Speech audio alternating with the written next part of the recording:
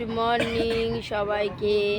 দেখুন আজকে আমরা অনেক দিন ধরে তারাপীঠ যাব করছি, যেতে পারছিলাম না, তাই আজকেই বেরিয়েছি ভোরবেলা। হাওড়া থেকে ট্রেন ধরেছি। আর এই যে মিমি বেগম যাচ্ছে, আর আমাদের ঋতু, এই যে মিমি, এই যে প্রিয়াঙ্কা, সোনাই পাপাই ওদিকে আছে। মেয়ের পরীক্ষা, ওই জন্য যেতে পারিনি। এই গলা দেখে যাচ্ছে, এই যে তোমাদের দাদা। যাচ্ছি আমরা অনেকদিন পর।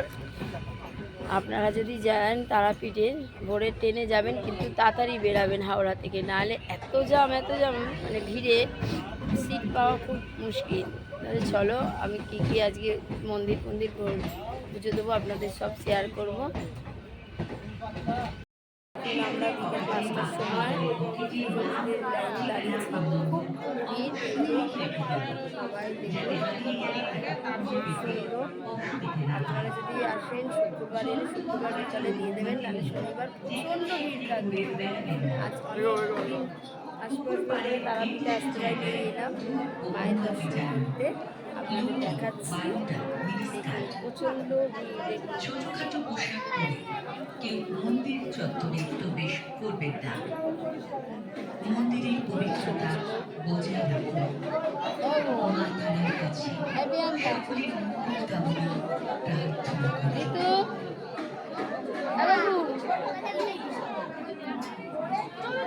এই যে আপনাদের দাদা, আজকে পাঞ্জাবি বলেছিলাম না, সেদিন কি পাঞ্জাবি কিনেছি, এই যে আপনাদের দাদা। গুড মর্নিং সবাইকে। দেখুন ভারত সেবাশ্রমে আপনাদের দাদার আমি এসছি, দেখুন।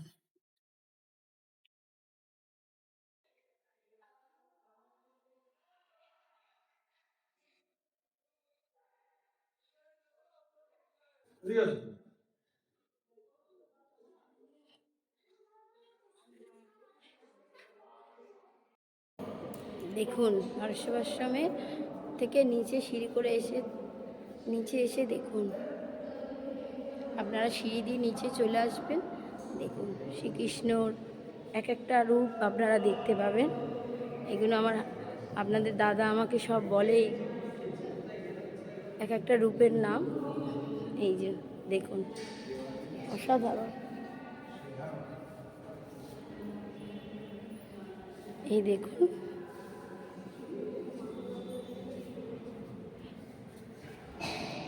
দেখেছে মৎস্যরূপ,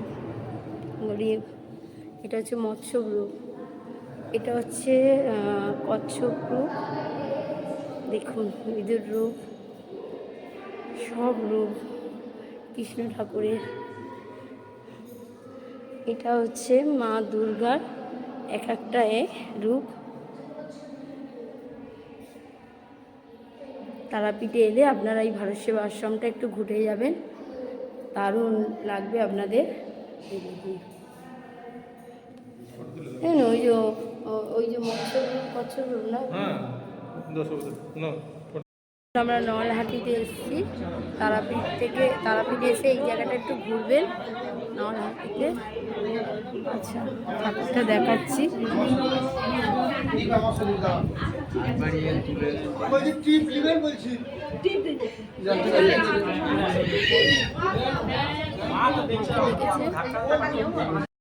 মর্নিং, আজকে আমরা ফিরে যাব, এই যে আপনাদের দেখাচ্ছি।